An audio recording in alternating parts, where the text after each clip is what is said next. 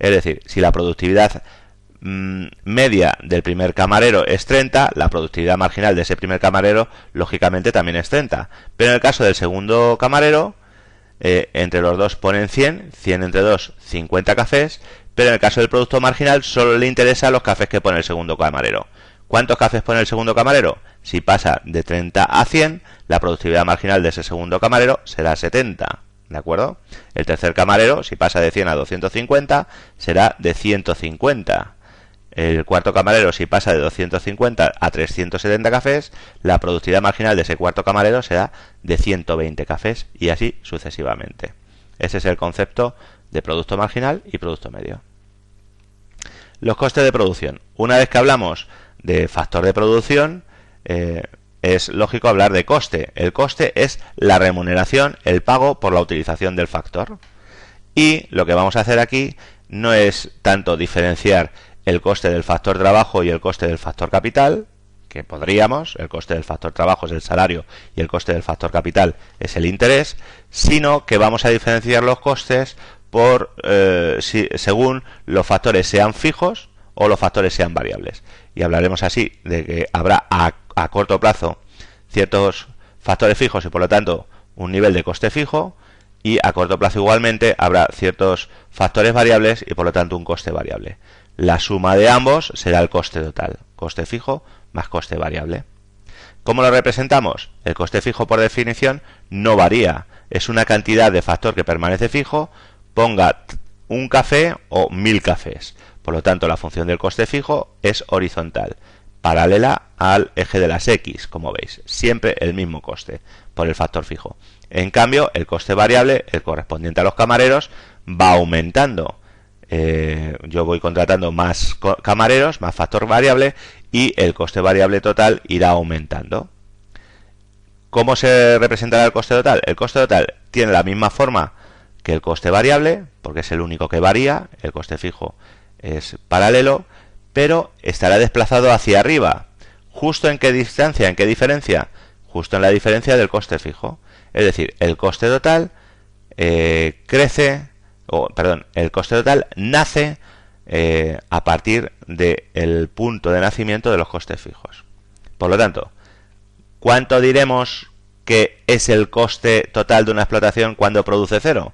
Cuando produce cero, ¿el coste total de una explotación será 0 euros? No, porque aunque no produzca nada, habrá ciertos costes que sean fijos. Es decir, cualquier negocio tiene que pagar un alquiler, tiene que pagar impuestos, tiene que pagar cierta cantidad, aunque no produzca nada, aunque esté cerrada. Por lo tanto, el coste de producir algo, 0 unidades, para una empresa siempre será positivo y será igual al coste fijo. A partir de ahí va aumentando, igual que lo hace el coste variable. También tenemos un concepto adicional, que es el coste marginal. El coste marginal es lo que aumenta la producción, lo que aumenta el coste al aumentar una unidad más. Es decir, es el coste marginal de la primera unidad, de la segunda unidad, de la cuarta, de la octava unidad, al igual que el producto marginal era lo que producía el segundo trabajador, el cuarto, el sexto o el octavo. Es el mismo concepto, al igual que los costes medios. Los costes medios, de forma paralela al producto medio, es el coste promedio por un volumen de producción. Simplemente dividimos los costes, en el caso del coste total medio, dividimos el coste que tenemos en total entre las unidades producidas y tengo el coste medio. Igual obtengo el coste fijo medio y el coste variable medio.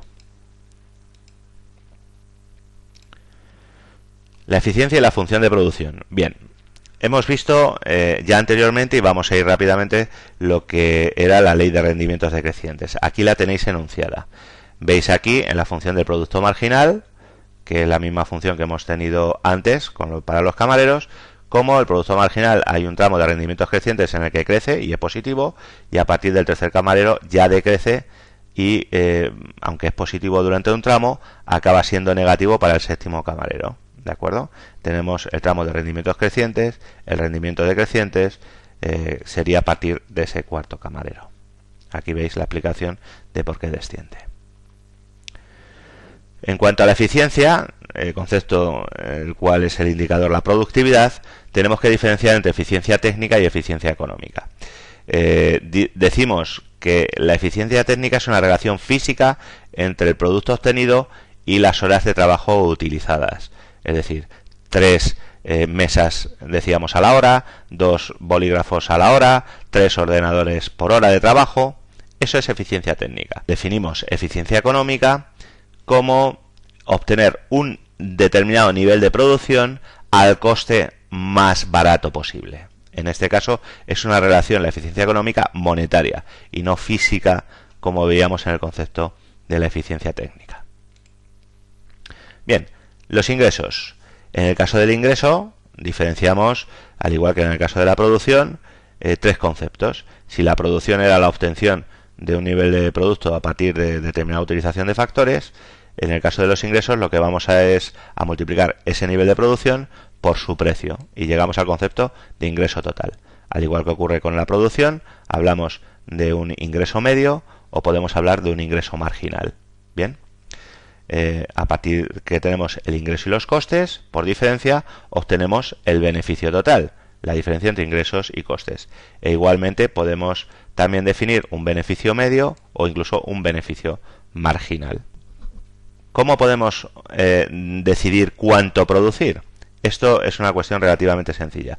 El empresario siempre decidirá producir hasta el punto en que gane lo más posible, hasta el punto en el que sus beneficios se maximizan. ¿Y cuál es el punto de máximo beneficio? El punto de máximo beneficio es el punto en el que el ingreso es igual al coste marginal. Es decir, imaginemos que vendemos los cafés a 1 euro. Nosotros iremos vendiendo cafés, mientras que el ingreso marginal de lo que obtengo por el café, que es 1 euro, compense lo que me cuesta producir ese euro.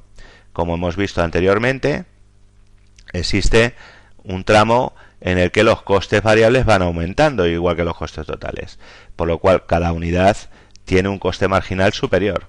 Yo iré comparando para cada café, si ingreso 1 euro y me cuesta 70 céntimos, lo venderé porque le gano 30 céntimos. El siguiente café, si ingreso 1 euro y por la ley de rendimientos decrecientes me cuesta 80 céntimos, también lo venderé porque le gano 20 céntimos. El siguiente café, pongamos 1 euro y 90 céntimos, bueno, pues también lo venderé porque le gano 10 céntimos. El último café que venda, que hará mi beneficio máximo, será aquel café en el que gane 1 euro y me cueste 1 euro. Y a partir de ahí ya no vendo más, porque el siguiente café, pongamos que que ingreso 1 euro y me cuesta 1,10 euro. Bueno, pues ahí ya pierdo con ese café, marginalmente pierdo 10 céntimos. Ese no lo vendo, con lo que decimos que el punto de máximo beneficio es aquel para el cual se igualan los ingresos marginales, el ingreso marginal con el coste marginal. A partir de este concepto de punto de máximo beneficio, vamos ahora a otro concepto muy importante, sobre todo para la asignatura de segundo. Volveremos sobre él, economía de empresa, que es el punto de umbral de rentabilidad. Este concepto de umbral de rentabilidad es el punto en el cual el volumen de producción para el cual se cubren todos los gastos. Antes del punto muerto umbral de rentabilidad, los costes son mayores que los ingresos y obtengo pérdidas en todo este tramo. ¿De acuerdo? El punto de umbral de rentabilidad o punto muerto, ¿veis? Es este punto de aquí, para el cual se igualan los ingresos, función azul, con los costes, función rojo. Entonces, este punto es el que hace mi beneficio cero. Antes, como vemos, los costes superan a los ingresos y todo este tramo es de pérdidas. A partir del punto muerto umbral de rentabilidad, los ingresos, función azul, superan a los costes. Por lo tanto, todo este punto de aquí es el máximo beneficio. Este concepto resulta esencial, el punto muerto umbral de rentabilidad, porque es el volumen de producción objetivo mínimo que me tengo que plantear obtener, ¿de acuerdo? Y debe ser un punto de previsión a tener siempre en cuenta en cualquier plan de producción.